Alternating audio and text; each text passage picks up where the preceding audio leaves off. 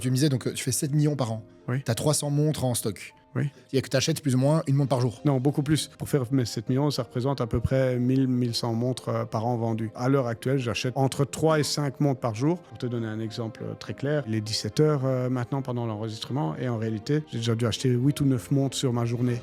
Ma montre qui est marquée 30 mètres étanche, est-ce que je peux vraiment prendre ma douche avec? C'est le plus grand mensonge de l'horlogerie et c'est le plus grand mensonge de marketing. 30 mètres, je veux pas que tu prennes ta douche, je veux pas que tu te laves les mains avec, ça veut juste dire qu'elle sera résistante à la transpiration. Une dame un jour qui nous a fait confiance et elle nous a vendu pour 1 million de montres, une collection. On n'avait pas 1 euro pour la payer, donc on lui a dit on vous fait le premier virement dans 15 jours, on va vous virer 50 000 dans 15 jours. On a dû travailler très très vite pour vite réparer, pour vite refaire fonctionner ces montres et pouvoir les mettre en vente et faire tourner l'argent pour pouvoir la payer. Coucou ma biche, le podcast qui dynamite les conventions et nous catapulte dans l'univers totalement fou de ceux qui ont osé rêver en grand avec une énergie contagieuse. On va parler performance, growth mindset, business, lifestyle dans des discussions intenses, 100% naturelles. Coucou ma biche est bien plus qu'un podcast. C'est le moment de fiesta entre amis autour du mic où l'on explore toutes les facettes de la réussite et de la performance avec une bonne dose de folie. Préparez-vous à être électrisé par des histoires palpitantes. Let's go!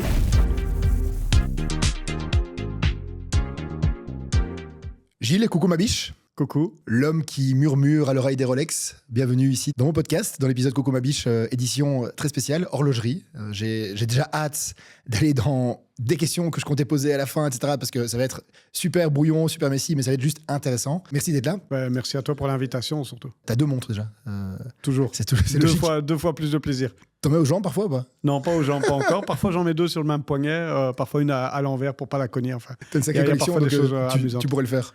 Oui, clairement. Bon Gilles, en 2-3 mots, donc toi t'es passionné de montres, t'es expert dans l'horlogerie, peut-être juste commencer par le début, est-ce que je peux déjà exprimer que t'es tombé dedans depuis que t'es ado et t'as démarré un business de quasi rien pour finalement être le maître horloger de Belgique?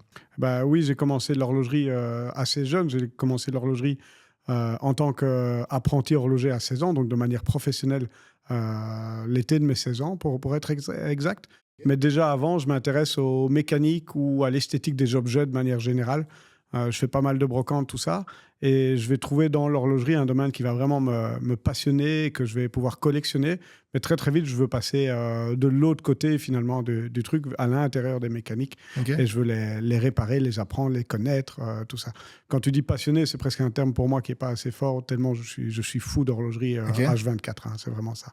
C'est quoi l'horlogerie? C'est le fait de donner l'heure ou alors c'est le bijou derrière? Est-ce qu'un micro-ondes qui donne l'heure est une horloge? Alors non, pas du tout. Un micro-ondes qui donne l'heure est un indicateur de temps.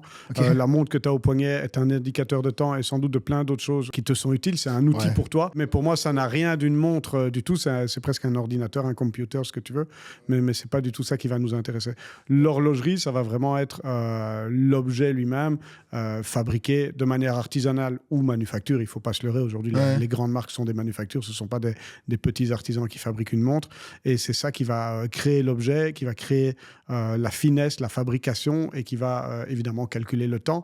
Mais tu disais que je porte 2 montres et il n'est pas rare qu'elles ne soient pas du tout à l'heure parce que finalement, le temps m'importe peu ou ce qu'elles représentent m'importe peu. Et comme tout le monde aujourd'hui, quand j'ai besoin de l'heure rapidement, j'appuie sur mon écran d'iPhone et je regarde l'heure qu'il est, alors que j'ai 2 montres. Bon, moi, t'es mal tombé parce qu'effectivement, j'ai une horloge qui est...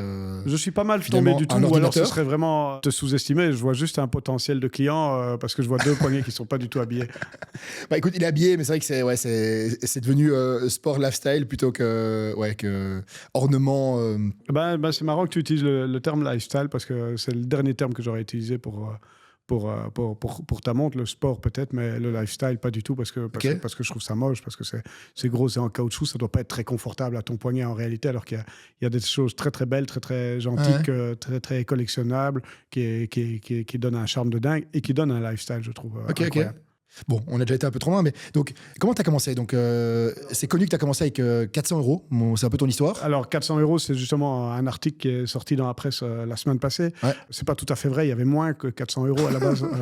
À la base, c'est un crédit bancaire de 5 000 €. Crédit bancaire qui a été refusé d'abord par la banque. Ouais. Et puis, le banquier, il s'est aperçu que mon idée n'était pas si mauvaise parce que j'avais réparé la montre de son beau-père et qu'il en avait discuté le week-end. Et puis, qu'il s'était rendu compte que le gamin dont son beau-père lui parlait, c'était le gamin qui lui avait demandé demandé un crédit qu'il avait refusé.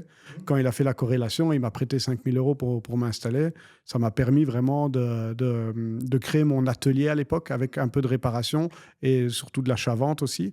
Mais moi, je suis horloger à l'établi. Et donc, pour être horloger à l'établi, il fallait un numéro de TVA, il fallait s'installer officiellement, il fallait pouvoir faire un peu de publicité, il fallait un minimum d'outillage. Pendant mes 4 années de formation en France, de mes 16 ans à mes 20 ans, j'ai acheté mon outillage avec le petit salaire d'apprenti que j'avais, mais c'était un outillage très succinct, très, très petit. Et donc, pour m'installer à mon compte, le jour où tu commences à prendre les réparations de tes clients, il y a des tas de choses à mettre en place. Il faut une étiquette sur la montre avec le nom de ton client, son numéro de téléphone. Il y a des process à suivre et tout ça coûte un peu d'argent aussi pour le faire correctement. Donc, à la base, j'ai fait ce crédit de 5 000 € qui a été difficile à obtenir. 3 mois plus tard, la banque a accepté de me prêter 15 000. Un an plus tard, ils ont accepté de me prêter 35 000. Et au fur et à mesure, aujourd'hui, la différence ou la problématique de ma société, c'est toujours le cash flow et le fonds de roulement, mais les chiffres sont hallucinants. On est parti avec ce crédit de 5 000 €, donc on est parti à moins 5 000. Aujourd'hui, je fais 7 millions de chiffre d'affaires, j'ai 12 employés. C'est clairement plus du tout la même structure, mais il y a quand même 21 ans qui sont passés. Toi, ce qui te pèse, en fait, c'est ton stock, j'imagine. Évidemment, on a un stock énorme. On a entre 200 et 300 montres en stock constamment. Okay. Les plus petites valeurs sont vraiment des toutes petites valeurs. Ce sont des choses qu'on va vendre sur marché ou presque brocantes à 25 €, 50 €. Les choses les plus chères, c'est pas rare pour nous d'avoir des montres à 100 000, 200 000 €. Donc, clairement, on a un gap là-dedans qui est énorme. Et on peut imaginer que sur 200, 300 montres, on a constamment 2 à 3 millions de stocks bloqués ou de stocks dans les coffres ou en préparation ou dans les vitrines. C'est quoi finalement la méthodologie de l'horlogerie, de la réparation horlogère ? Est-ce qu'il faut une certification, il faut un diplôme, ou alors tu peux le faire juste en apprenant ? Comme beaucoup de choses, ça a évolué dans le temps. Ouais. Quand moi je me suis installé, il fallait un diplôme d'horloger, mais le diplôme d'horloger en Belgique est un diplôme d'ouvrier qualifié. D'accord. C'est équivalent à une 4e secondaire pour le circuit normal. Ouais. Donc pas grand-chose, mais il fallait un diplôme d'horloger. C'était un métier protégé finalement. Aujourd'hui, ça ne l'est plus. Cette agrégation est tombée. Donc n'importe qui, toi, aujourd'hui, malheureusement, tu pourrais t'installer horloger. Je dis malheureusement pour les clients qui t'apporteraient une montre à réparer. mais sinon, clairement, il faut de toute façon un savoir-faire. Elle serait à l'heure 2 fois par jour. Elle sera à l'heure 2 fois par jour, complètement en panne, mais il faudra encore que tu aies réussi à mettre les aiguilles dessus. Mais oui, bien sûr. Par contre, clairement, le métier a évolué et à travers le temps, aujourd'hui, il faut plus cette certification pour s'installer. Par contre, si tu veux être agréé, tu peux être agréé par des marques. Moi, aujourd'hui, je suis agréé par des très grandes manufactures. Omega, Jaeger-LeCoultre, Cartier, pour citer que, mais il y a encore Panerai, il y a d'autres marques vraiment qui m'ont agréé. Mais ils ont mis des années à accepter de m'agréer malgré mon savoir-faire que j'avais à mes yeux à la base, ou en tout cas en partie à la base, ou que mes ouvriers aujourd'hui ont également, mes maîtres horlogers qui travaillent avec moi, puisque je ne travaille plus du tout seul. Et pour avoir ces agrégations, on a vraiment succulé, comme on dit chez nous. On a eu difficile et c'est une vraie reconnaissance pour nous que de les obtenir. Okay. Et comment est-ce qu'ils font pour agréer ? Ils font passer des tests ? Il y a une checklist à respecter ? Il y a des checklists, il y a des diplômes à posséder, il y a des formations à suivre et il y a de l'outillage à acheter. Il y a de l'outillage dont on doit être propriétaire. Quand je suis devenu agréé Cartier, ça fait pas longtemps, ça fait qu'1 an qu'on est agréé Cartier à peu près. Et j'ai dû acheter des tas de clés d'ouverture de montres. Pourtant, avant, en tant qu'horloger indépendant, je réparais déjà ces montres sans avoir cet outil-là. Pour moi, est-ce que cet outil est nécessaire ou pas ? Quelque part, je n'ai plus à donner mon avis. En tout cas, c'est l'agrégation considère qu'il faut cet outil pour réparer cette montre correctement. Ok. Si on deep dive un petit peu là, c'est quoi la base de la montre ? Il y a des montres à pile, des montres mécaniques, des montres tourbillon. Oui, il y a tout à fait. Différents... Je comprends le sens de ta question. La différence entre un indicateur de temps et une montre, pour moi, c'est la mécanique. D'accord. Okay. À partir du moment où une montre possède une pile ou fonctionne de manière électrique ou électronique, moi, je perds mon savoir-faire, je perds ma connaissance aussi de sa mécanique. À part te changer la pile ou remettre une aiguille en place, je ne sais pas faire grand-chose sur ces montres. Je suis obligé, devant un circuit imprimé, de te dire, écoute, il ne fonctionne plus, on le jette, on le remplace. D'accord. Mais ce sont des choses dont l'horloger s'occupe encore, mais en réalité qui ne font plus partie complètement de notre métier. La mécanique, par contre, c'est le cœur vraiment névralgique de notre métier. Et quand on dit horloger, il faut savoir qu'en horlogerie, il y a l'horloger, mais l'horloger a plusieurs métiers lui-même. si on est une niche à part dans nos métiers, l'horloger ne va pas toujours tout savoir faire dans l'horlogerie. Donc, tu vas avoir des horlogers qui vont s'occuper des pendules des grands-mères ou des pendules de titre familial. Il y en a d'autres qui vont faire des montres à complications, à tourbillon, comme tu l'as cité. Et il y a des gens qui vont faire du polissage. Le polissage, ils vont vraiment s'occuper de l'extérieur de la montre. Dans les 3 cas, pour quelqu'un qui est extérieur à notre métier, la personne qui est en face de lui est horloger. Mais dans un atelier complet comme le mien, il est important que chacun sache éventuellement tout faire, mais quand même, on a tous nos spécialités et c'est le savoir-faire génial de mon métier ou de mon atelier. C'est qu'aujourd'hui, quand on est face à un problème, on est parfois 8 à réfléchir au problème. 8 cerveaux horlogers, 8 fois 2 mains d'horloger, et ben, généralement, on trouve la solution à la réparation.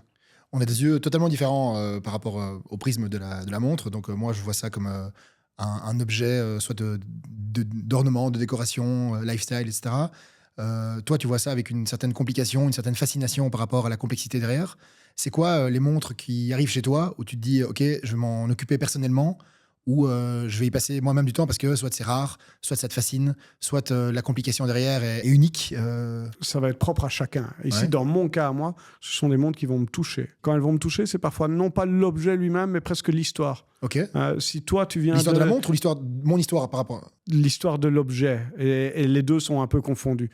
Si toi, demain, tu viens avec la montre de ton grand-père en me disant, écoute, j'ai perdu mon grand-père, c'est la montre qu'il m'a donnée sur son lit de mort, ce sont des histoires qu'on entend vraiment, eh ben, je vais peut-être très fort avoir envie d'en prendre soin, moi, et de la réparer, moi, pour qu'elle taille bien à toi. C'est aussi le fait d'avoir été en contact avec toi que je vais me dire, tiens, je vais restaurer les aiguilles ou pas. Il va apprécier cette restauration ou il va la détester.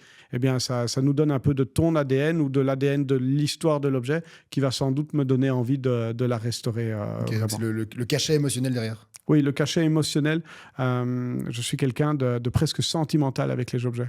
Ça m'arrive au toucher d'effleurer, de caresser certaines choses. Et clairement, pour moi, ça a une importance terrible que de savoir si c'est rayé ou pas. C'est pas parce que c'est rayé que c'est mauvais. Que du contraire, parfois, quand c'est rayé, c'est du vécu, c'est de la patine et j'aime ça. Mais de ce fait-là, le toucher est super important, oui. Okay. Et le toucher, je veux dire émotionnel. Hein. Okay. Et du coup, si on va vers cette complication, qu'est-ce qui te fascine le plus? C'est quoi la montre la plus compliquée ou... Les montres à complications, je ne vais pas dire qu'elles sont sans limite, mais en tout cas, les horlogers ont été très, très imaginatifs dans le temps et ils ont toujours cherché à faire la complexité de l'objet mécanique, la beauté de l'objet. Et du coup, il y en a beaucoup qui nous passionnent, mais très clairement, elles sont différentes d'un objet à l'autre. Et personnellement, il y en a que j'aime bien. Sans doute que celles que je préfère sont celles que je ne sais pas encore réparer. Okay. Parce que du coup, ça me chipote. J'ai envie de pouvoir aller plus loin.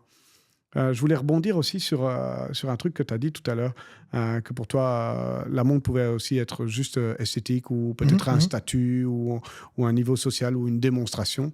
Et je suis 1000 fois d'accord avec toi en réalité. Beaucoup de gens essayent de dire « Ah mais non, ma Rolex est là comme outil pour me donner l'heure, etc. » Eh ben non, pas du tout.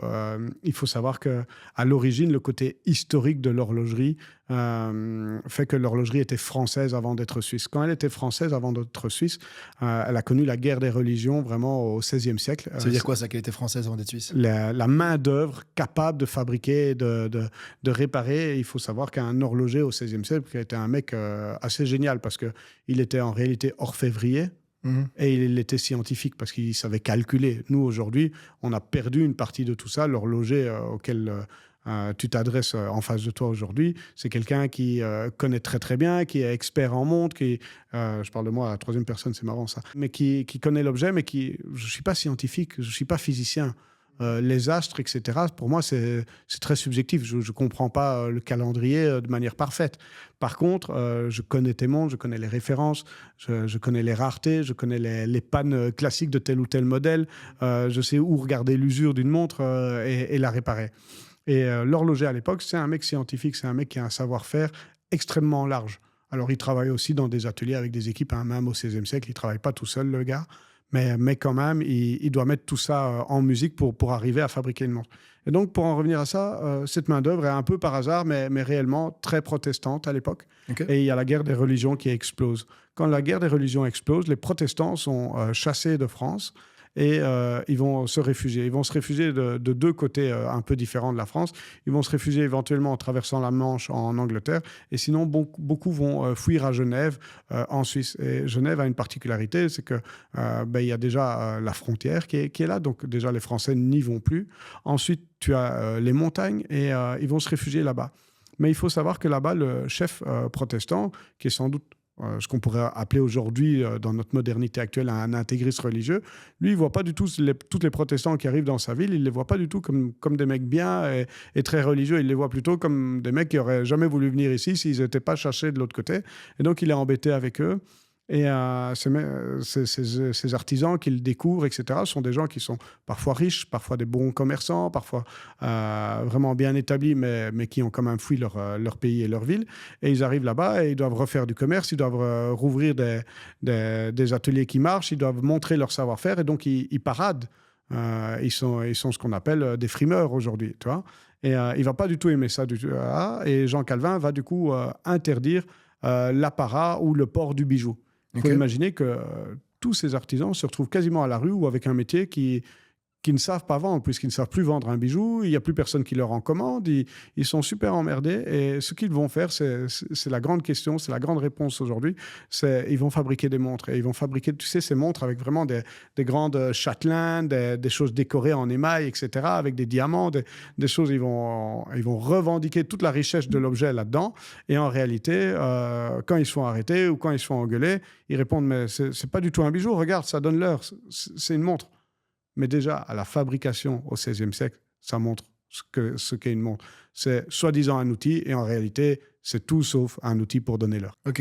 Et donc, c'est vrai ou faux, évidemment, de dire que la montre est plutôt suisse? Aujourd'hui, c'est totalement vrai. Okay. Sans doute 80% de la fabrication mondiale, on s'entend, de celles que moi je considère comme étant des montres, sont fabriquées là-bas. Alors, il y a des grandes marques asiatiques, il y a Seiko ou Grand Seiko, il y a Citizen, tu as aussi des grandes marques allemandes, mais même si leur savoir-faire est super, c'est là-dedans finalement très très petit par rapport aux manufactures suisses. Aujourd'hui, la Suisse a la réussite qu'elle a, et il ne faut pas oublier que Rolex représente le PIB de plusieurs pays. C'est énorme. Hein. Pourquoi est-ce que justement il y a des montres qui se vendent le prix d'une voiture et d'autres le prix d'un resto? C'est basé sur quoi tout ça? Sur l'offre et la demande dans la collection, mais il y a trois aujourd'hui marchés, trois business de l'horlogerie. Il faut bien comprendre que tu as le marché du neuf. Le marché du neuf est un marché assez clair. Aujourd'hui, tu vas rue Aubert, tu achètes chez un marchand une Tag Heuer, tu ressors de là et tu as acheté une montre. Mais est-ce que c'est déjà de la collection? Je ne suis pas sûr. En tout cas, c'est déjà de l'horlogerie. Oui, ça oui. C'est déjà une montre mécanique automatique. J'espère que si tu as fait le bon choix, c'est le cas. Ensuite, tu as le marché de l'occasion ou de la spéculation, qui est un marché très récent, qui est régi par l'offre et la demande. Est-ce que ta Tag Heuer vaut plus cher d'occasion que neuf ou pas? Eh bien, elle ne le vaudra que si elle est très, très demandée, et que quand tu vas chez le dealer officiel, tu n'arrives pas à l'obtenir. À l'heure actuelle, c'est le cas pour uniquement 3 marques, Audemars Piguet, Patek Philippe et Rolex. Et dans ces 3 marques, ça n'est pas valable pour tous les modèles. Dans ces 3 marques, c'est valable pour certains modèles. Chez Audemars Piguet, c'est uniquement les modèles Royal Oak. Okay. Chez Patek Philippe, ça va être uniquement leur modèle soi-disant sportif, Aquanaut, Nautilus. Et chez Rolex, là, c'est une gamme un peu plus large des professionnels, mais quand même pas toute la gamme des professionnels. Donc, ça va être les Rolex Daytona, les Rolex GMT et les Rolex Submariner principalement, qui vont surcoté en occasion par rapport même au prix neuf. Pourquoi? C'est parce qu'aujourd'hui, si ton rêve, c'est d'acheter une Daytona, tu as très bien travaillé cette année, tu as un beau bonus et tu prends toutes tes économies, tu vas t'acheter la Daytona. Au moment où tu rentres chez Rolex, tu n'es pas connu, ils ne savent pas qui tu es. Donc, il y a une file d'attente. L'argent ne suffit pas à te l'acheter. Ils vont te demander beaucoup plus. C'est le marketing qu'eux mettent en place pour ça, pour justement faire une barrière à l'entrée. Parce que moi, j'avais lu qu'il y avait plus ou moins 1 100 000 Rolex produites par an. Oui. Mais du coup, c'est quand même immense. Pourquoi est-ce qu'il y a justement cette denrée immense, rare? Mais déjà, c'est pas 1 100 000 de Daytona. C'est 1 100 000 de toutes leurs montres fabriquées. C'est quoi le pourcentage de Daytona? On n'a pas d'idée. Rolex ne communique absolument aucun chiffre officiel là-dessus. Qu'est-ce qu'il y a de fou, la Daytona, si on va là-dedans? C'est toujours pareil. Un modèle est légendaire par les histoires qu'on peut raconter, par le fait que Steve McQueen en a eu une, par le fait que Paul Newman en a eu une, des choses comme ça. Et ça va créer la légende de l'objet. À l'époque, dans les années 60, quand Paul Newman porte une Daytona, ça la rend mythique et légendaire parce que c'est un pilote de voiture extraordinaire. Une fois que la montre est connue, à l'époque, elle n'est pas du tout fabriquée en 1 100 000 exemplaires, mais peut-être en 40, 50, 80 exemplaires par an, vraiment minime. Et ça a créé la légende. Aujourd'hui, la Daytona est fabriquée en bien plus grand nombre d'exemplaires par an, mais il y a toujours cette envie de possession de la part des gens. Et il y a certainement une gestion marketing là derrière, de l'offre et la demande, de surtout pas produire trop et de faire croire aux clients qu'ils sont exceptionnels parce qu'ils ont eu le droit de l'acheter. C'est clair et net. Mais donc, pour en revenir à ça, quand tu rentres dans le magasin de ce deuxième marché, de ce premier marché... On va dire bonjour monsieur, qui êtes-vous ? Voilà, c'est la première question qu'on va te poser. Qui êtes-vous ? Prenez un café, asseyez-vous, on va discuter. Ouais, et tu vas ressortir de là, tu vas peut-être avoir passé un bon moment, mais tu auras eu un café gratuit et c'est tout. Et c'est qu'après une vraie relation, que tu auras créé un lien ou tissé un lien avec ton dealer officiel, que tu auras le droit d'acheter ou pas certains modèles. Et tu dis quoi ? Donc je dois d'abord acheter des petits modèles ? Il n'y a pas de règle. Il n'y a pas de règle, ok, d'accord. Il n'y a pas de règle. Toi, par exemple, tu me disais, donc, tu fais 7 millions par an. Oui. Tu as 300 montres en stock. Oui. C'est-à-dire que tu as un roll-out, on va dire, à chaque fois de 1 pour 1. C'est-à-dire que tu achètes plus ou moins une montre par jour. Non, beaucoup plus. Parce que, heureusement, pour faire 7 millions, ça ne représente pas juste mes 300 montres. Pour faire mes 7 millions, ça représente à peu près 1100 montres par an vendues. Par an, ok. Donc à l'heure actuelle, j'achète entre 3 et 5 montres par jour. Ok. De marque ou peu importe ?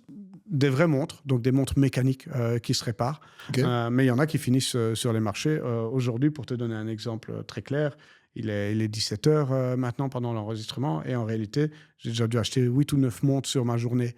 Par contre, j'en ai acheté des que je vais envoyer au recyclage. On va fondre l'or, on va récupérer les matières.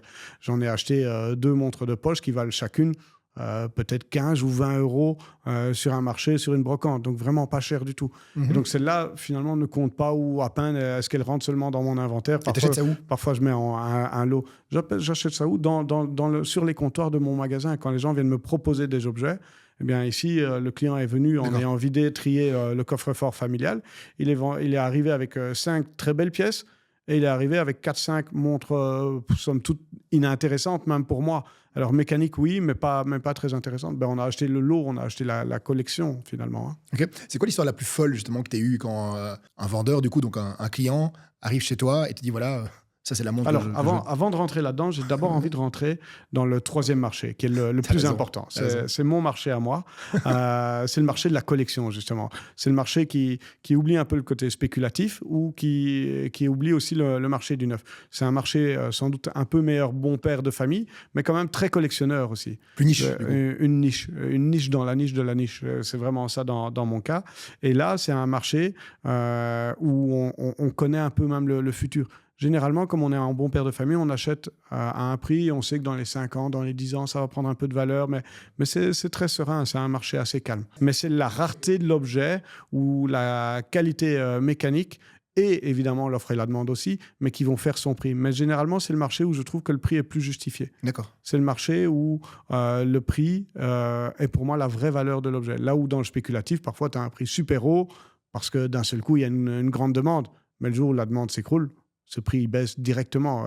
C'est pas un marché solide à très long terme. Tandis que le marché de la collection est un marché vraiment très solide.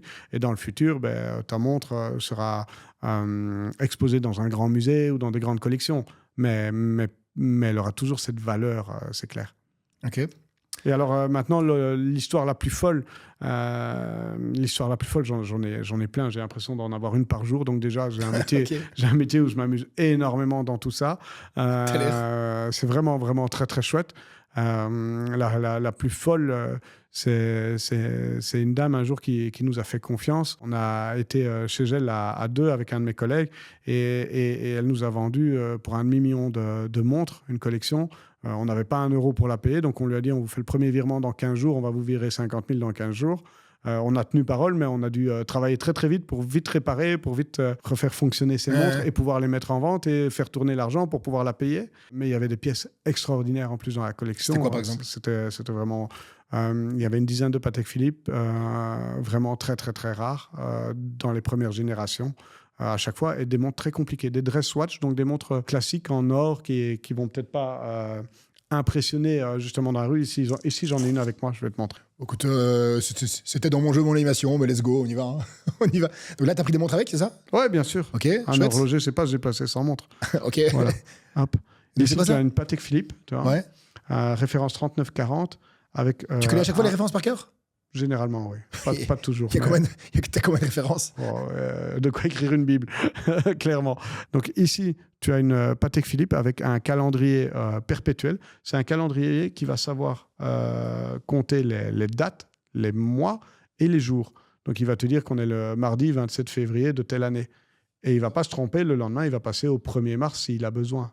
C'est quoi la complexité du mécanisme là-dedans? Elle arrive à compter le calendrier de manière claire. Et qu'est-ce qui est différent par rapport à d'autres montres? C'est quoi? C'est des rotules en plus? Les autres montres, généralement, le 30 ou le 31, elles ne vont même pas savoir si le lendemain, c'est le 1er. Tu vois, donc, elles vont passer d'office le 30 du mois au 31 le lendemain. Sauf que de temps en temps, forcément, un mois sur deux, tu passes au 1er. Eh bien, ici, elle va le faire toute seule. Mais elle va le faire aussi pour les années bissextiles au mois de février. C'est assez dingue, quoi. Et c'est quoi, du coup, comment t'expliques ça technologiquement parlant, au niveau horloger? Eh bien, il y a des mecs qui sont amusés à calculer comment fabriquer les roues derrière pour y arriver. C'est une montre, si tu la mets à l'heure et à date une fois, tu la mets à ton poignet, tu n'as plus jamais besoin de le faire. Oui, bien sûr. Je te fais un prix, si tu veux. Ok, donc ça, c'est quoi? C'est quelle année? Ici, elle est d'année 1998, si je ne me trompe pas. Ok, d'accord. Tu vois le fond saphir où tu vois toute la mécanique? Elle est magnifique. Elle est magnifique. Et le prix, je peux essayer? Ouais, de deviner le prix? Bon, Patek Philippe, 98. Je sais pas, je dirais 25 000? Un peu plus. Okay. 25 000, tu fais une bonne affaire. Ok, bon, c'est bon, je prends 25 000 €. Ouais, ça j'imagine. Mais je te la vends pas à 25 000 €. C'est ça le problème. Un peu moins du double. Donc, on est sur une montre à 43-45 000 €. Ici, en full set, boîte et papier. La montre est importante, l'état de la montre est prédominant dans son prix, mais également aujourd'hui, tout ce que tu peux avoir comme accessoire. La boîte, le bracelet d'origine, la boucle d'origine, tout ça va jouer dans la valeur de l'objet. C'est un objet collectionnable. Et donc, dès l'origine, au moment où il a été acheté, c'est quand même normalement un mec attentionné qui a acheté. Et donc, dès le départ, il a mis un maximum de côté. Aujourd'hui, on a des montres qui valent plus cher parce qu'elles ont leur facture d'origine. La facture d'origine ou la carte de garantie d'origine, généralement, elle est périmée depuis des années. Donc, toi ou moi, la facture de notre lave-vaisselle d'il y a 8 ans, on n'en a rien à foutre. Moi, j'ai la vaisselle de collection. Oui, j'imagine. En tout cas, si tu le vends, il est de collection d'un seul coup. Mais très clairement, ces papiers n'ont une valeur ajoutée que parce qu'elles racontent l'histoire de l'objet. Elles n'apportent rien de mieux à l'objet. Elles garantissent éventuellement un peu son CV. On me dit souvent « Ah, mais si elle est boîte papier, ça me prouve qu'elle n'a pas été volée. » Je ne suis pas d'accord non plus avec ça. Si elle est boîte et papier, elle a pu être volée avec la boîte et les papiers. Bien sûr. Je peux rentrer demain, t'obliger à ouvrir ton coffre-fort, tu vas me donner la boîte et les papiers avec la montre parce que tout est rangé ensemble. Et ben, là, tu te seras tout fait voler. Et cette montre-là, t'en vois beaucoup? T'en vois souvent? Moi, oui, mais ça reste des montres très rares. D'accord. Mais très clairement, j'ai énormément de chance, même si j'aime pas le terme de la chance, je pense qu'on travaille énormément pour ça. Mais très clairement, nous, on a de très beaux objets dans les mains tous les jours et tout le temps. Et du coup, il y a une certaine habitude qui s'installe chez nous. Quand on a des apprentis, maintenant, j'aime bien prendre des apprentis. Je te l'ai dit, c'était le début de ma formation. J'ai été apprenti, donc j'aime bien prendre des gens en formation. Je ne sais pas s'ils se rendent toujours compte à quel point peut-être qu'ils verront plus autant de beaux objets dans leur vie d'horloger après que chez nous. Et c'est quelque chose aussi qui m'aide à recruter les gens dans mon équipe. C'est que quand tu travailles pour une manufacture, même si tu es hyper doué, généralement, tu es drillé à faire un calibre, un modèle, une chose.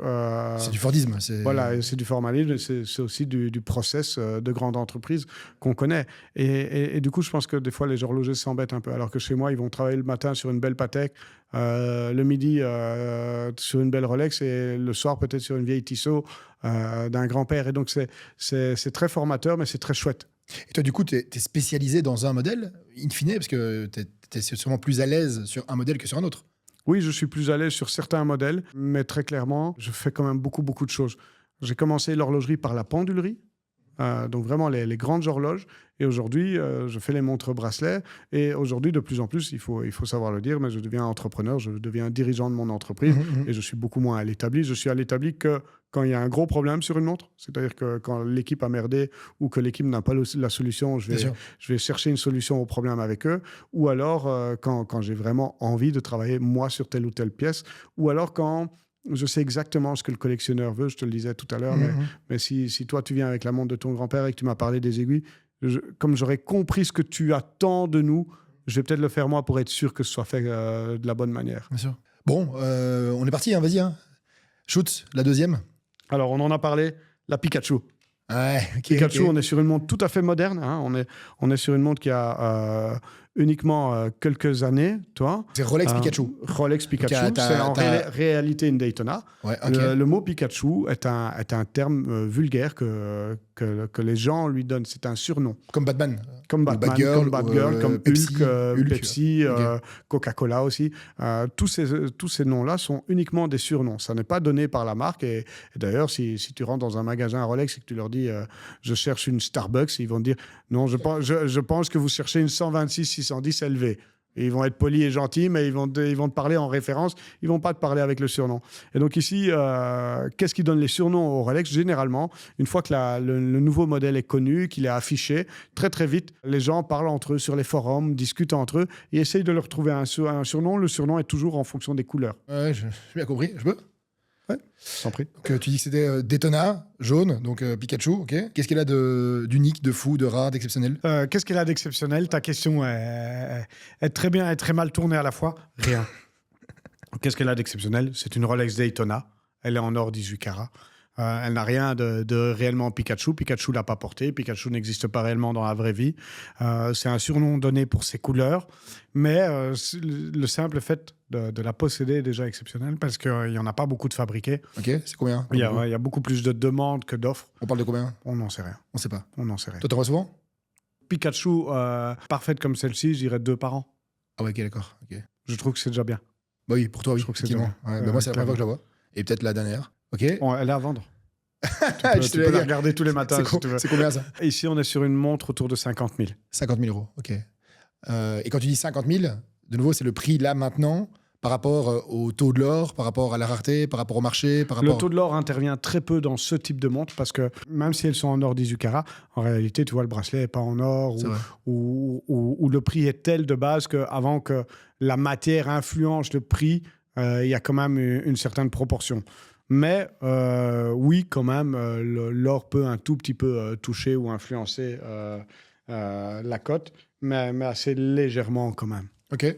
Ce qui va faire le prix, c'est son offre et la demande, et éventuellement aussi quand même un peu l'influence du prix neuf. Mais tu ne vas pas avoir ça dans tous les modèles. Ici, tu as un modèle ça, je connais. très recherché, que tout le monde reconnaît. Royal Oak. Mais ici, Royal Oak, du coup, quand même, ici, on a une des premières générations en 5402. J'essaie de lire l'année sur mon étiquette. Est-ce que c'est Audemars Piguet qui a commencé à ne pas faire des montres dans un boîtier or que de l'or et d'ailleurs, c'est de l'acier, je pense, hein? Ça, c'est de l'acier, c'est ça? C'est de l'acier. Avec des vis apparentes, etc. C'est pas eux qui ont un peu disrupté ça?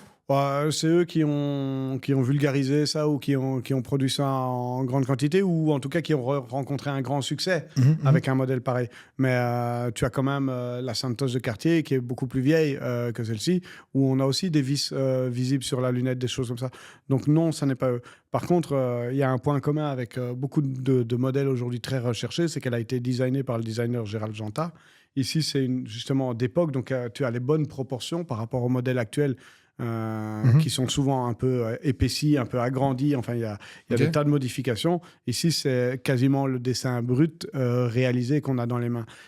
Ici, justement, on est à 55 000 euros, mais on a une montre dont chaque détail va être important. La patine, le véhicule, le design de l'objet n'est plus important, c'est l'objet lui-même qui prend une proportion de dingue. C'est un objet qui a été très peu fabriqué à l'époque et qui aujourd'hui, du coup, est très rare. On parle à l'époque d'une fabrication de quoi 1000-1500 pièces par an avec différentes tailles confondues, donc vraiment pas énorme. C'est très léger. C'est très léger. Le bracelet est ultra léger. Ultra léger, et si tu passes ton doigt sous le bracelet, tu vas le sentir bouger, vraiment, tu vas le sentir caresser un peu ta peau, et tu vas voir à quel point en fait ça va être confortable à porter. Ouais, c'est confortable. Il me suit vraiment. Il suit mon doigt. Ouais, on va voir s'il va me suivre jusqu'à la maison. Oui, tu peux.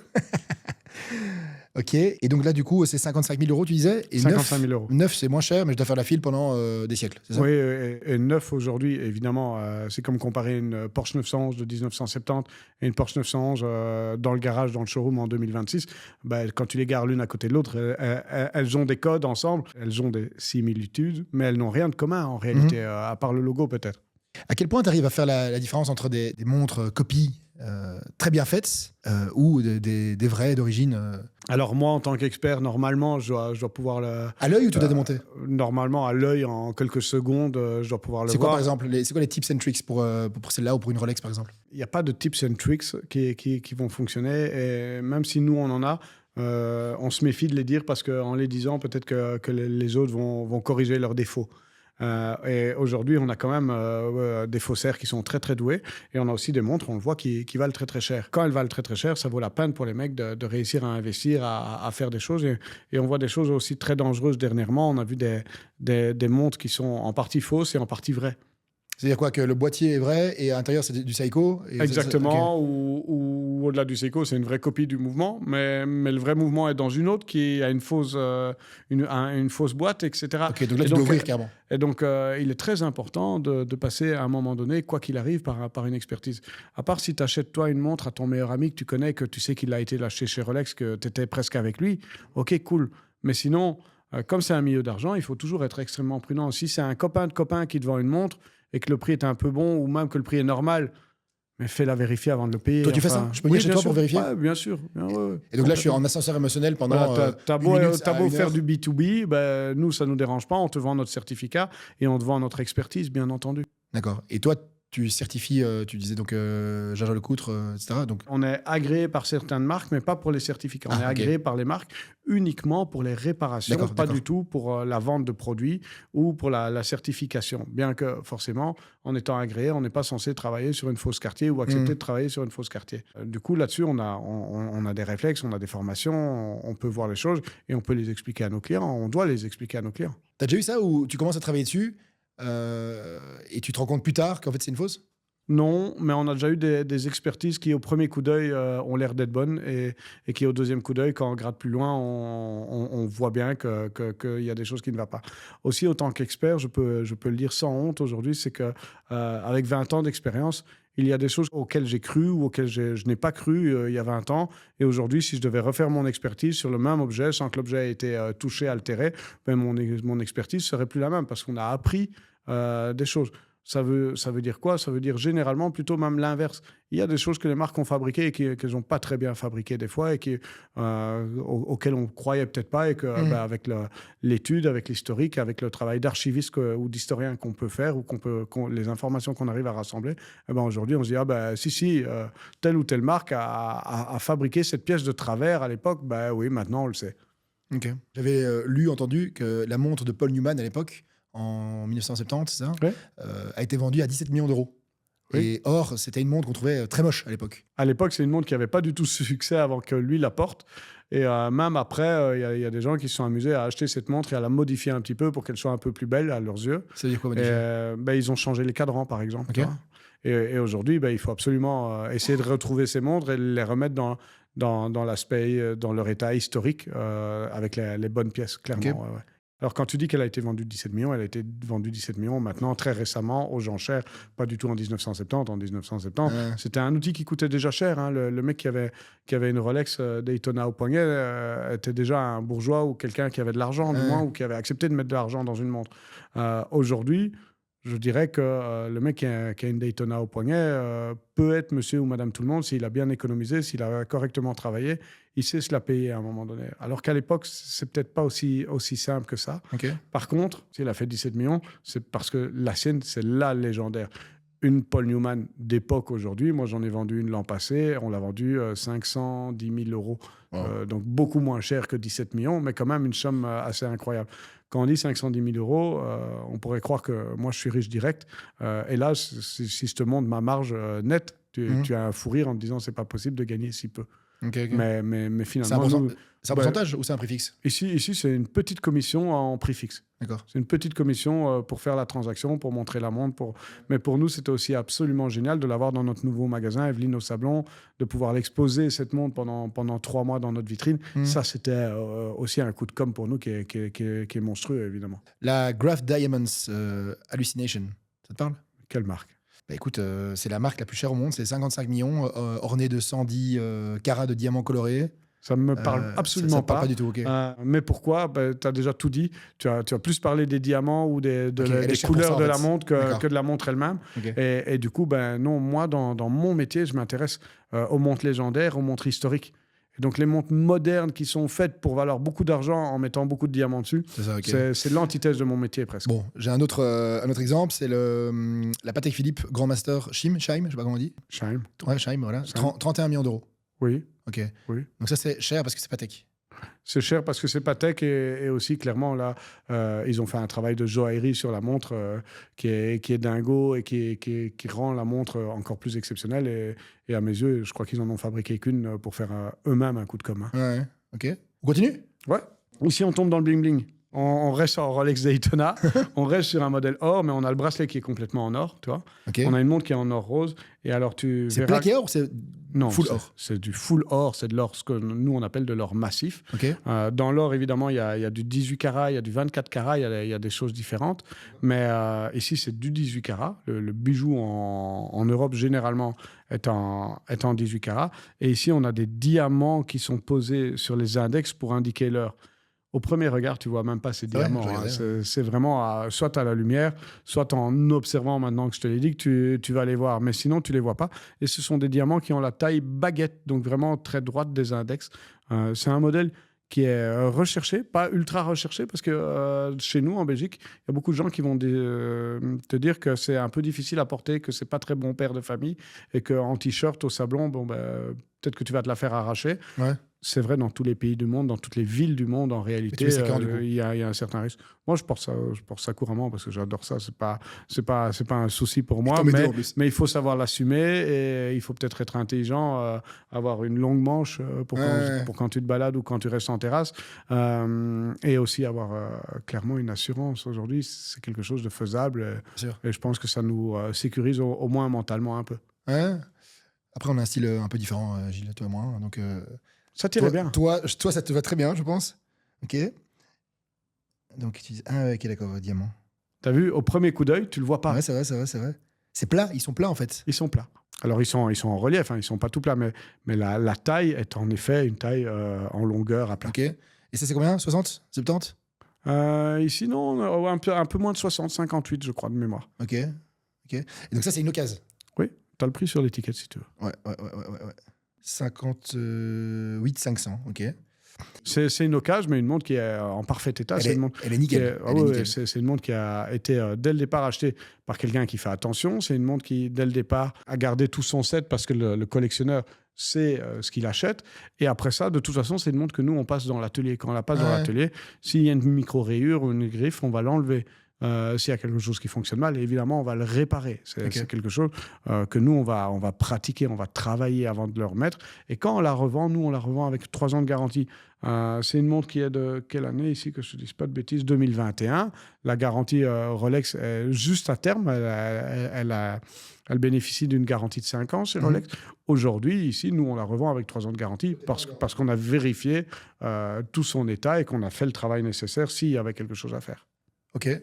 Quand je viens chez toi pour remettre une montre en état, ça dépend quoi? Ça dépend de la marque? Ça dépend de... Comment je sais combien je vais payer? Ici, je viens avec ma montre, bon, pas celle-là du coup. On te fait un devis. Le devis est gratuit, okay, sans engagement de ta part. C'est montre par montre. Voilà, et nous, on va aussi t'expliquer. Alors, on a quand même forcément des fourchettes. L'Omega Speedmaster, nous, on sait qu'une révision complète chez nous, c'est 950 €. Pourquoi? Parce que c'est imposé par la marque. Ok, d'accord. On est agréé par la marque. C'est réglementé. C'est le prix que la marque nous demande. La marque nous oblige à acheter 250, 300 € de fourniture d'office par réparation pour avoir le kit étanche et ce genre de choses-là. Pour aller sur la Lune. Pour aller sur la Lune où il n'y a pas d'eau et pour une montre qui n'est sans doute pas étanche à l'eau, mais étanche à la transpiration. Mais il nous oblige de changer les joints ou le verre de manière systématique. Elle n'est pas étanche, là? Ça dépend quel modèle, parce que la Spin Master regroupe quand même des années et des années de fabrication. Et donc, certaines peuvent être étanches. Ce sont des montres généralement très récentes, mais les anciennes ne sont jamais étanches. En effet, ils les ont prévues pour aller sur la Lune et il n'y avait pas d'eau. Ouais, c'était pas le but. Je crois que c'était... Mais c'était marketing. C'est devenu marketing. Ça a d'abord été un outil qui a passé toutes les certifications et qui a passé des tests de la NASA. Et ça a été le hasard que ce soit Omega choisi, parce que c'est eux qui ont rempli toutes les qualifications, toutes les expertises. Ils ont failli être battus par Bulova à l'époque. Bulova était très, très fort poussé par un général de l'armée américaine qui possédait toute une partie des actions de la marque Bulova et qui, lui, avait très, très bien compris l'idée marketing de la montre qui irait sur la Lune. Mais son verre à lui était un verre en verre. Et à la pression et à la dépression, le verre s'est brisé. Il faut quoi du coup? Saphir? Non, à l'époque, c'était un plastique chez Omega. Okay. Et ce plastique s'est déformé mais reformé. Donc il a tenu la pression là où les autres montres n'avaient pas l'élasticité du verre. Elles ont pété, quoi. Et celle-ci n'a pas pété grâce à ça. Okay. Ici, justement, on parle beaucoup d'Omega et je t'ai sorti une Omega qui est marrante et qui montre aussi que les détails ont leur importance. Ici, on est sur une paille panne, c'est-à-dire qu'on a un plat sur le cadran et puis comme des facettes sur le pourtour du cadran. D'accord.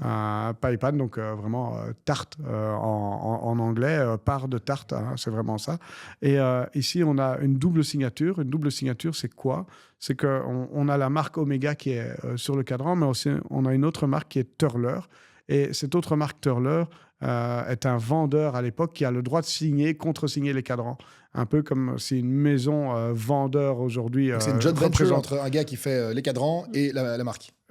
Non, c'est pas ça. C'est le vendeur, celui qui a pignon sur rue, qui a un magasin, qui a le droit de poser ou de faire poser par la marque son nom de magasin à lui, parce qu'en fait, à l'époque, Omega n'est sans doute pas si connu dans la ville et que Turler est plus connu.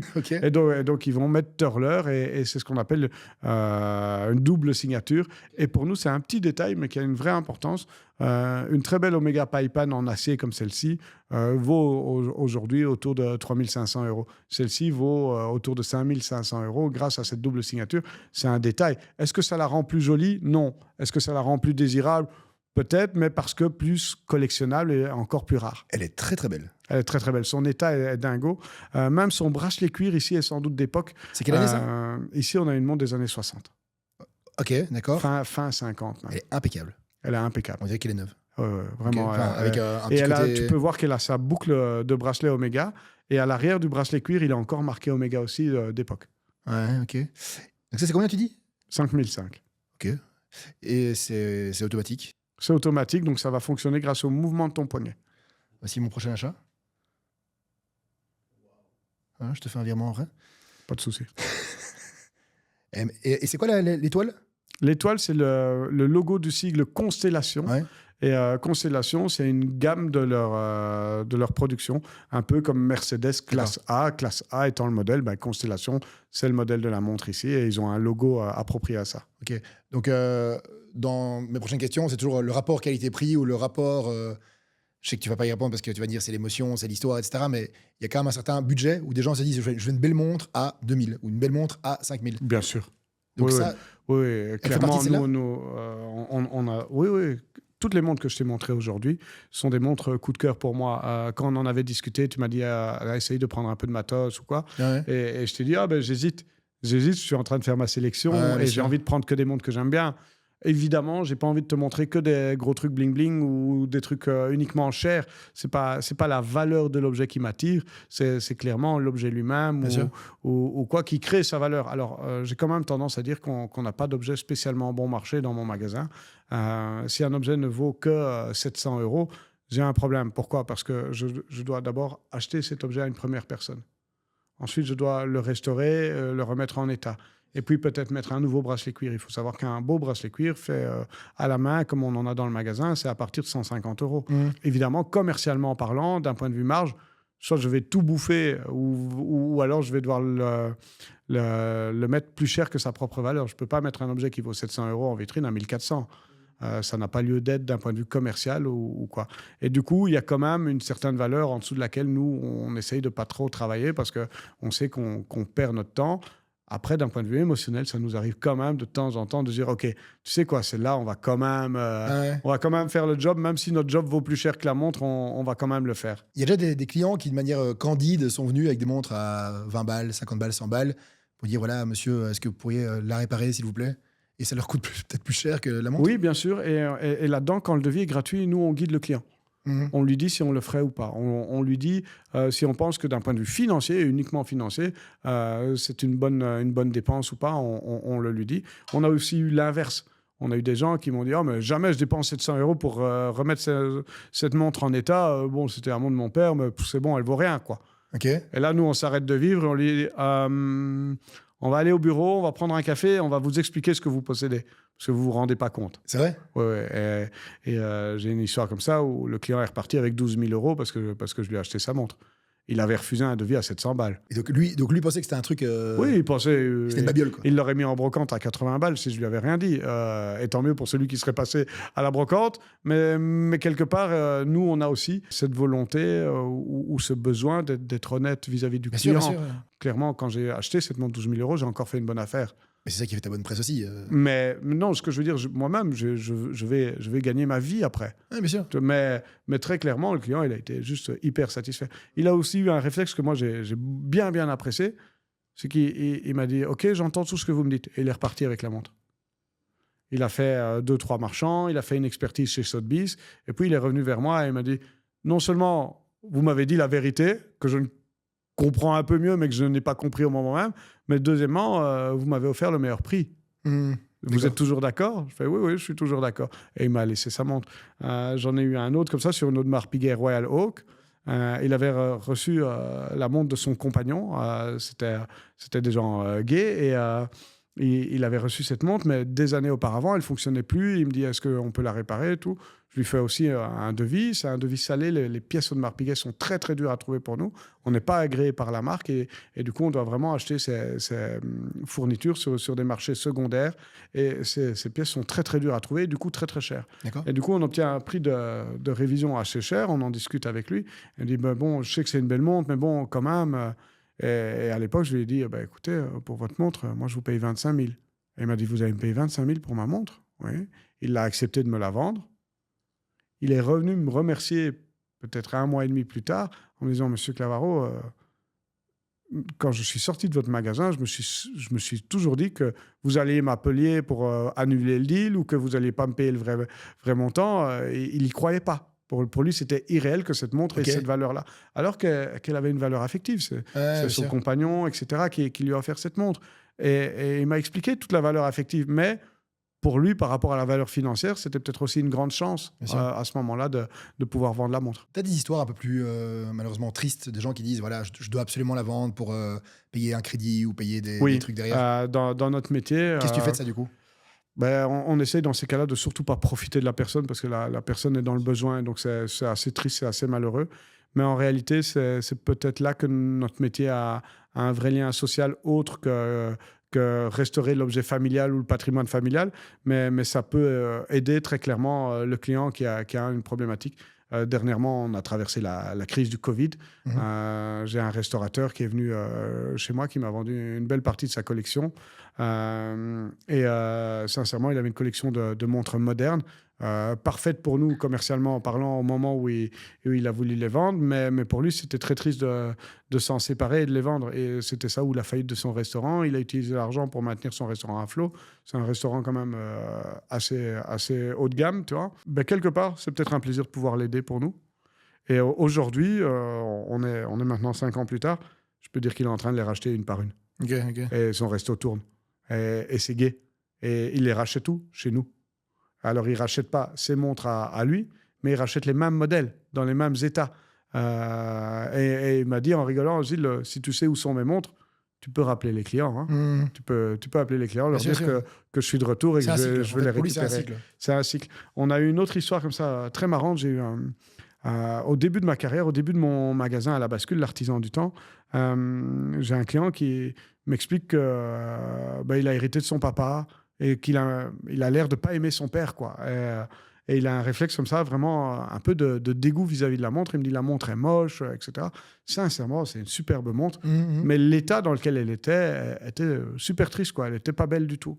Et montre Girard Perregaux des années 40, montre assez rare, mais pas connue non plus, un peu sous les radars. Et sous-cotée sans doute encore aujourd'hui. C'est pas une montre qui vaut une fortune, mais c'est une belle montre quand même. Et donc il vient pour la vendre, je la lui achète, assez bon marché, sincèrement, mais elle est en mauvais état.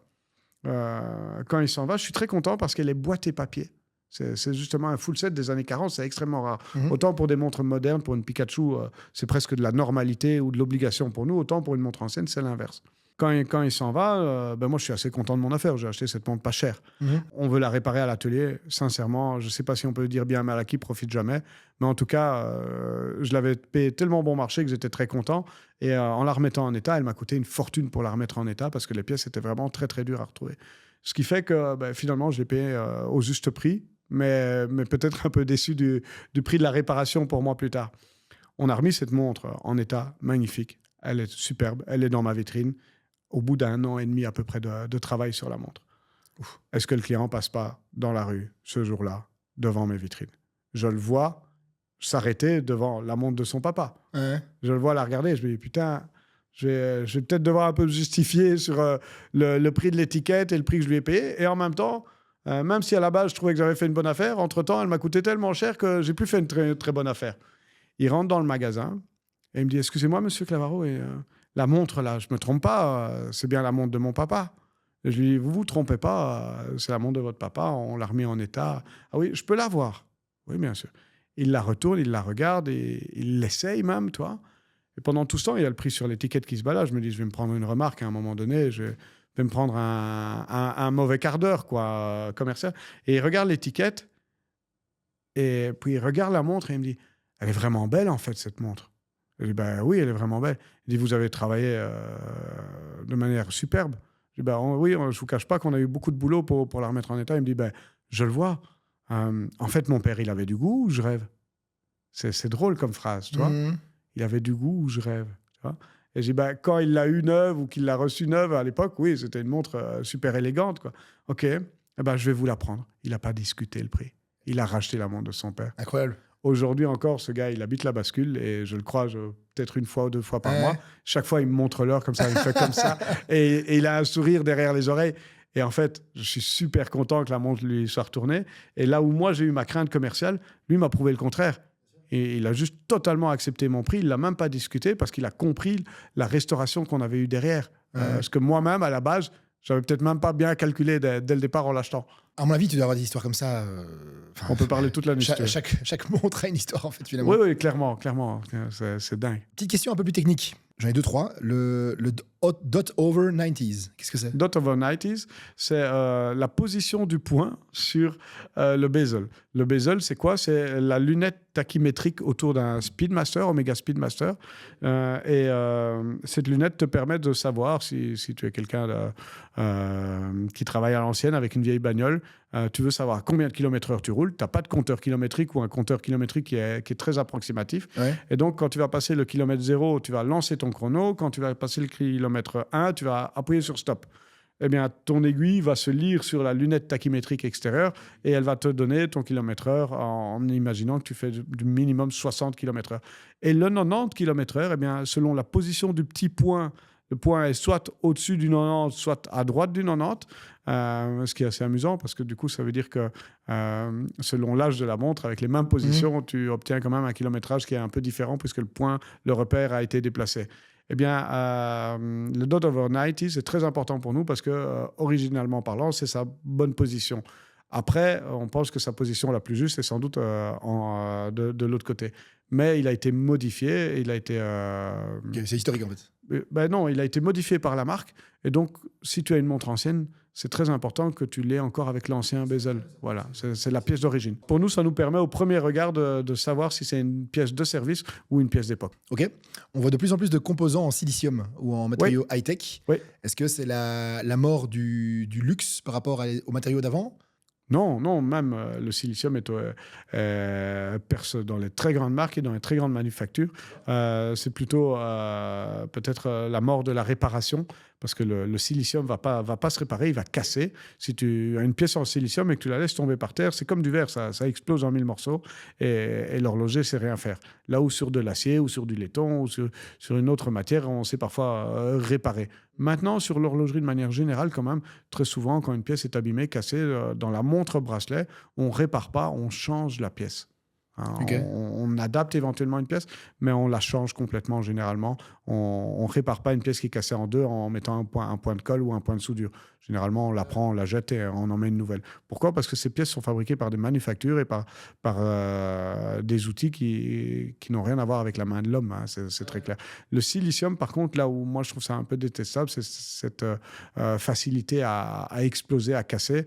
Et quand ça casse, ça fait des dégâts. La pièce est cassée, elle n'est pas réparable. La montre s'arrête instantanément. Mais aussi, il y a des microparticules, des poussières qui vont se répartir dans toute la montre. On est parti pour un grand nettoyage, un grand démontage de ta montre. Et nous, on voit des pièces en silicium sur des montres qui ont 5 ans, 6 ans, juste hors garantie, qui cassent un peu facilement. On en parlait tantôt, hein, les Frankenwatch. Oui. Ouais, donc c'est quoi une Frankenwatch, Frankenstein, c'est fabriquer une vraie fausse montre ou une montre à partir de morceaux qui existent. Donc, je te donne un exemple très clair. J'ai 5 montres complètement cassées dans un tiroir, abîmées. Eh bien, avec ces 5 montres qui sont du même modèle, j'arrive à en refaire une. Clairement, c'est un peu comme si, au lieu d'acheter une voiture complète dans un magasin, j'allais dans une casse et j'allais chercher des morceaux pour recomposer. Et je reprends de l'un de l'autre. Ma montre reste vraie, c'est juste... Exactement. Maintenant, il y aura sûrement quand même des problèmes d'époque, des problèmes de patine, des problèmes de correspondance. Et donc, au moment où on va commencer à démonter et rechercher dans la montre, on va se rendre compte qu'il y a une belle bidouille à la base. Ok. Question un peu plus what the fuck, mais pourquoi pas. Hein. C'est y a AP, PP, VC. Oui. Tu l'as hein AP, Audemars Piguet. Oui. PP. Patek Philippe, VC, Vacheron Constantin. Exactement. Le jeu, c'est tu tues qui, tu épouses qui, et c'est le jeu Kill, Marry, Fuck. Kill, Marry, Fuck. Je baise Audemars. Je me marie avec Patek et je tue, mais avec un grand regret, Vacheron et Constantin. Ah ouais, pourquoi parce que c'est une super marque et c'est une super manufacture. Mais si je n'ai que ces 3 marques-là, bien sûr que mon cœur va aller dans ce sens-là. Maintenant, dans ma collection de montres, j'ai tous les modèles, toutes les marques. Ouais. Tout est confondu, tout est mélangé. Et il n'y a pas une marque qui ne fait que du bon ou une marque qui ne fait que du mauvais. Okay. Clairement, tu as des Longines incroyables. Pourtant, Longines aujourd'hui fait partie du Swatch Group et est très en dessous d'Omega en qualité. Et c'est un peu dommage. Mais en réalité, si tu prends du Longines des années 30, 40, 50, ils sont concurrents de Patek Philippe en chronographe à l'époque. Et finalement, Patek Philippe va les bouffer, va racheter leurs brevets, va racheter leur main-d'œuvre, va racheter leurs machines. What the fuck. Pareil pour la Batman, Pepsi et Bad Girl. Batman, Pepsi et Bad Girl, je fuck les 3. Ah ouais ? Ouais, je les vois trop. Tu peux pas faire ça ? Si, je les vois trop. C'est à ce point-là ? Ouais, je les vois trop. Déjà, moi, je savais même pas qu'il y avait Bad Girl. Donc Alors, Bad Girl et Batman, la seule différence, c'est le bracelet. Ouais, ça. Et aujourd'hui, une Bad Girl ou une Batman peut être transformée en positionnant les bracelets d'un côté ou de l'autre. Jubilé Bracelet Jubilé ou bracelet Oyster. Bracelet Oyster, je l'ai là. Et bracelet Jubilé, c'est presque celui-ci ici. C'est un bracelet président, mais ce sont les petites mailles, hein, plus en grainerie. Ouais. Et pour moi, ce sont 3 montres aujourd'hui qui sont absolument pas rares, qui sont surcotées de dingue et qui plaisent quand même à beaucoup de gens et du coup qu'on vend très très bien. Ce sont des petits pains pour nous, hein, c'est clair. Ouais, ok. Tu ne peux acheter ou vendre que des montres d'une même décennie. Ça serait quoi ? Années 60. C'est vrai ? Ouais. 1960 à 1970. Pourquoi ? C'est l'époque où toutes les légendes se créent. D'accord. C'est l'époque où la Daytona acquiert ses lettres de noblesse d'aujourd'hui, mais aussi la Tag Heuer Monaco qui a rien à voir en forme, rien à voir en carrure. Et c'est une montre mythique. Et c'est une période mythique pour l'horlogerie parce que c'est une période où tout le monde va regarder l'horlogerie d'un seul coup différemment. C'est la période où l'objet n'a plus besoin d'être un bijou, il a besoin d'être un outil. Et en fait, c'est l'outil qui va être collectionné plus tard. Les Rolex Submariner de l'époque, ce sont des montres qu'on vend qu'à des plongeurs parce que le mec qui plonge pas, il comprendrait pas le but d'acheter une Submariner. Et finalement, ce sont elles qui vont créer les légendes d'aujourd'hui ou la Pepsi dont tu parles aujourd'hui. Ceci, c'est une Pepsi. mais c'est une Pepsi de 1968 qui n'a rien à voir avec la Pepsi céramique dont tu parlais aujourd'hui. J'adore ça. Et qui a viré fuchsia à tout. C'est dingo. Et clairement, c'est une période exceptionnelle à plus d'un point de vue pour l'horlogerie. Tourbillon ou gravité? Tourbillon. Ouais, pourquoi? Tourbillon, parce que Abraham Louis Breguet a créé le tourbillon. Abraham Louis Breguet est un dieu horloger pour nous. Tu sais expliquer en 2 mots le tourbillon? Le tourbillon, tu as le balancier dans la montre qui est donc l'organe régulateur de la montre. C'est lui qui va faire que ta seconde dure 1 seconde et qu'elle ne dure pas plus ou moins et que donc ton temps ne dévie pas. Et qu'est-ce qui peut influencer? Les mouvements de ton poignet peuvent influencer. Et donc, le tourbillon a comme idée originale d'essayer d'annuler l'effet de gravité sur ton balancier et donc d'annuler la position dans laquelle elle est pour être toujours dans une position en train de tourner et donc pour toujours être précise. Donc oui, plus de précision, mais surtout annuler la gravité. Ok.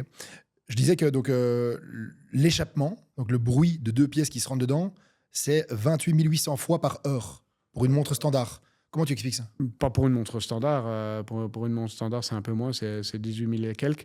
Mais en réalité, l'échappement est l'organe complet avec le balancier. Donc c'est quoi? C'est le tic-tac? C'est là que le bruit se crée. D'accord. C'est là que le bruit se crée. Donc j'aime bien ton idée de tic-tac, parce que clairement, c'est là qu'on a le tic et le tac. Mais c'est là aussi que... comment je vais t'expliquer ça? Surtout pour des gens qui nous écoutent, c'est compliqué. Mais donc, on a des roues qui tournent. C'est une force linéaire. Et cette force linéaire, c'est à cet endroit-là qu'elle devient une force à impulsion. D'accord. Et qu'elle se transforme et donc en une force qui donne des chocs. Tic-tac, tic-tac. Une fois qu'on a un tic-tac, grosso modo, il nous suffit de le compter pour pouvoir donner un temps. Et donc ça, c'est génial. Tant que tu as une force linéaire, c'est très dur à compter. Et alors, j'aimais bien, parce que quand tu disais échappement comme ça et tout, moi, je ne l'ai jamais vu comme ça. Mais comme c'est là qu'on a le tic-tac, l'échappement d'une voiture, c'est là aussi que l'émotion se crée pour beaucoup de gens, parce que c'est là qu'on a le bruit du moteur le vrombissement, ou le vrombissement. Et clairement, le tic-tac de la montre crée énormément d'émotions à 2 moments. Au moment où tu l'écoutes, bien sûr, pour le client ou pour l'horloger qui écoute la montre, mais aussi au moment où nous, on monte les pièces, au moment où on met les pièces, c'est le moment où on voit que la montre fonctionne. C'est le moment où on voit l'action se créer. Et ça crée une émotion, une corrélation avec la voiture que j'aime bien ce soir. Ok. Le rubis, donc on pense souvent que les 21, il y en a 21, ça? Aléatoire par rapport aux montres. Très souvent entre 16 et 31, ça c'est vraiment le truc courant. C'est des vrais rubis? Ce ne sont pas des vrais rubis, ce sont des rubis synthétiques. Et ces rubis sont là pour annuler l'usure du temps. Quand quelque chose tourne, un peu comme pour le vulgariser, tu vois le bras de la rivière qui tourne à un endroit, va toujours taper du même côté, va finalement creuser et dévier la rivière. Eh bien, nos axes de roue, nos endroits de roulement créent ça aussi. Et donc, quand on a de l'acier qui creuse du laiton, eh bien, on a, à un moment donné, notre axe se met de travers. Quand il se met de travers, eh bien, la montre s'arrête. Pour essayer d'annuler ça ou de le rendre vraiment infime, on met un rubis, mais c'est un rubis synthétique. Fabriqué en usine et qui va vraiment avoir une dureté sur l'échelle de 10. Qu'est-ce qu'il y a de plus dur que le rubis? C'est le diamant. Et donc, le rubis a cette facilité à être fabriqué que le diamant n'a pas. D'accord. Et facilité aussi à être percé avec des mèches diamantées, grosso modo. Et du coup, on va fabriquer des rubis à l'époque et ces rubis vont annuler un peu l'usure du temps. Ok. Ou la retarder. L'étanchéité, comment est-ce qu'on crée une plus grosse étanchéité? Et on parle de 3 ATM, mais 3 ATM, je crois que c'est juste la pluie, en fait. Alors, on a parlé tout à l'heure de marketing. Ouais. Hans Willdorf, le créateur de Rolex, est un génie du marketing. Si aujourd'hui, demain, tu vas faire la file pour ton nouvel iPhone ou ta nouvelle montre Garmin, j'en sais rien, ce sera à cause de lui. Parce que lui, il a compris qu'il fallait créer un outil qui correspondait aux envies du client et puis ne pas trop le fabriquer. D'accord. Retenir l'offre par rapport à la demande. D'accord. Et une fois qu'il a compris ça, il y a le critère très, très important, c'est quoi un bon outil en montre? Et un bon outil en montre en 1920, en 1930, la période après la Première Guerre mondiale, c'est une montre bracelet qui donne l'heure de manière précise, qui est robuste, c'est-à-dire qu'elle va survivre à tes occupations de ta journée. Et pour ça, du coup, elle a intérêt à être étanche. Okay. Une fois qu'il a ces 3 critères-là en main, Hans Willdorf est un génie, il va fabriquer des montres qui vont devenir la légende Rolex d'aujourd'hui. Mais du coup, l'étanchéité, pourquoi? Parce que quand la montre devient une montre bracelet, avant on avait les montres de poche, si tu te souviens, les montres gousset, etc. Oignon aussi, tous ces termes-là. Eh bien, quand la montre devient un bracelet, elle est soumise, si pas à l'eau directement, à la transpiration du corps humain, quasiment 8 heures, 10 heures, 12 heures par jour. Et donc, l'agressivité de cette humidité est terrible pour les montres mécaniques. Et très clairement, l'étanchéité est un point sine qua non de la réussite d'une bonne montre bracelet. Ok. Dernier fun fact, la luminescence, je ne sais pas si tu es au courant de ce truc sur le radium. Donc, c'était dans les années 60, c'était les aiguilles qui brillaient dans la nuit, donc c'était du radium qui était radioactif. Les aiguilles et pour être exact, les points d'index. Ici, justement, tu as une Rolex Pepsi de 1967. C'est plus du radium, mais c'est encore du tritium. Okay. C'est encore un problème nocif et radioactif, etc. Parce que je disais que les ouvrières, à l'époque, léchaient le pinceau et du coup... Elle rigolait parce que le soir, la nuit ou quoi, à force de lécher le pinceau pour travailler les aiguilles et les cadrans, elles avaient du verre ou du phosphorescent dans la bouche. Et c'était très marrant. Quand à 40 ans, elles ont commencé à perdre leurs dents, ça a été moins marrant. Et quand elles sont mortes à 55 ans, ça a été beaucoup, beaucoup moins drôle parce qu'elles étaient soumises à une radioactivité terrible. Aujourd'hui encore, ces montres posent des questions d'un point de vue scientifique. Est-ce qu'elles sont dangereuses ou pas pour la santé de celui qui la porte? Là, tu as du vrai tritium dans tes mains. Okay. Clairement, si on prend un compteur Geiger, on va déjà avoir une petite réaction. Maintenant, tant que tu ne manges pas la montre, je ne pense pas que tu aies de vrais soucis. Et l'énorme problème, c'était pour les gens qui travaillaient dessus et qui étaient soumises aux poussières radioactives ou aux produits radioactifs lui-même. Ici, moi, en tant qu'horloger, quand je démonte et que je nettoie le cadran et que je le remonte, je ne respire pas ces poussières ou je ne les mange pas. Quoi. Par contre, les gens qui les posaient, qui les peignaient, là, clairement ça leur a posé des vrais soucis de santé. J'adore celle-là. Ouais, elle est dingue. Elle est toute fine, il y a une belle patine. Et là, l'histoire est dingue aussi. Il y a 15 jours, j'allais partir au ski. Le jour de mon départ, je devais partir à 14h30. Donc, tu étais au magasin, tu es un peu stressé, tu essayes de tout terminer. Et j'ai un client qui rentre et le client est un petit peu âgé quand même. Et il m'a vendu la montre que lui a achetée en 1968. C'est sa montre. Pareil, elle était en panne. Et je suis parti au ski à 14h30, mais avec sa montre au poignet qui fonctionnait bien parce que je suis vite passé à l'atelier la réparer. Ouais. Et parce que c'est une montre incroyable. Et l'état, les couleurs, la patine ici me crée une émotion. Quand je te parle d'état, tu vois, nous, on regarde toujours l'usure du bracelet. Ouais. Là, il est boucle ouverte, ce qui est vraiment pas cool pour lui. Et il penche à peine. C'est une montre qui a été hyper bien conservée. Okay. Et il m'a fait rire parce que je lui dis « Ah, mais dans les années 60, pourquoi vous avez acheté un outil avec GMT, avec une aiguille de plus qui peut vous donner l'heure d'un pays étranger ?» parce que moi, je m'intéresse à son histoire à lui ou à son vécu vis-à-vis de l'objet. Et il me répond directement du tac au tac « Ah, mais je faisais énormément de voiles et donc sur le bateau, je trouvais ça très pratique. » Et je le regarde, je suis tout choqué. Je dis « Si vous avez du bateau, ce qu'il vous fallait, c'était une Submariner, une montre super étanche, mais pas un GMT. » Il me dit « Ah non, moi j'aimais pas aller dans l'eau. Hein. » Et donc j'ai rigolé parce que sa réaction encore aujourd'hui montrait que le mec, je ne sais même pas s'il sait nager, mais il a fait des heures et des heures de voile et sur son bateau. Et il dit non, ce qui m'intéressait, c'était de savoir quelle heure il était à Bruxelles quand moi j'étais aux États-Unis. Mais jamais j'allais dans l'eau. Et donc ça m'a fait rire, quoi. Alors que moi, pour moi, si tu me dis je fais du bateau, je te dis ok, je te mets une Submariner au poignet. Ok. Les thématiques trucs et astuces. Est-ce que le coût du bol de riz pour une montre qui a pris l'eau, c'est du génie ou c'est de la connerie? Le coût du bol de riz, c'est de la connerie. Si une montre a pris l'eau, il faut l'emmener d'urgence chez ton horloger. Okay. Pour moi, il y a une énorme différence aussi de type d'eau. Donc de l'eau de ville, en faisant la vaisselle. Nettement moins grave que de l'eau de mer. L'eau de mer va bouffer, attaquer le métal et le cadran de manière très, très rapide. Donc c'est une connerie d'aller avec sa Rolex dans la mer? Non, c'est très bien. Elle est faite pour même, mais il faut vérifier qu'elle est fermée, s'il vous plaît. Il y a des verrous dessus, il faut les utiliser. Ok. On voit souvent des gens qui secouent leur montre automatique comme des malades pour la recharger. Ça aide vraiment ou c'est juste bousiller le mécanisme? Alors la secouer comme un malade, ça va la bousiller. Elle va pas aimer. Nos montres n'aiment quand même pas les vibrations. Nous, on a des clients qui sont motards ou quoi. Il y a certaines montres qu'on n'a pas envie de leur vendre parce qu'on sait qu'elles vont être soumises à beaucoup de tracas. Mais par contre, le fait de la secouer gentiment ou quoi pour la remonter va aider à la remonter. Mais sincèrement, quasiment toutes les montres automatiques se remontent aussi via leur remontoir. Au lieu de la secouer comme un débile, il suffit de remonter un peu le remontoir. C'est quoi l'erreur numéro 1 que font 90% des gens avec une montre qui coûte une fortune, mais qui finalement la ruine? Ils la portent tous les jours en fonction de toutes leurs activités et ils pensent que parce qu'ils ont payé cher et vilain une montre, elle est hyper solide.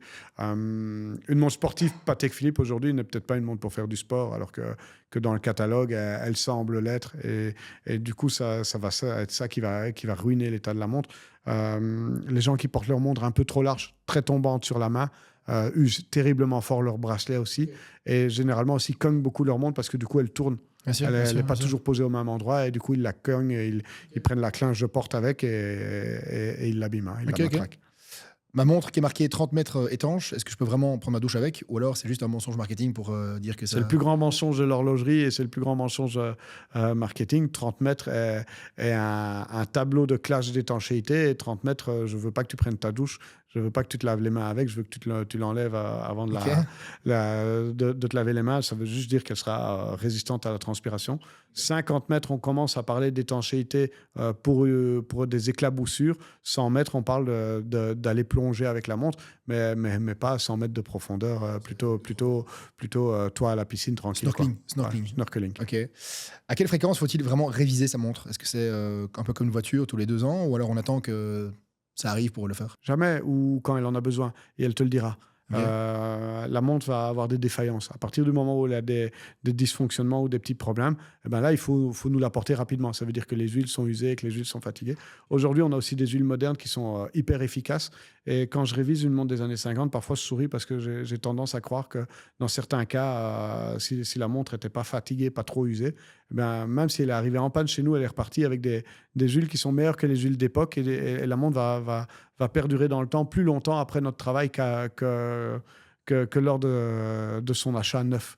Mais la montre va t'envoyer des petits signes et quand elle t'envoie ces petits signes, tu sais quand il est 9h et que les aiguilles ne sont pas en angle droit, apporte-la nous, ça veut dire que les aiguilles ont bougé.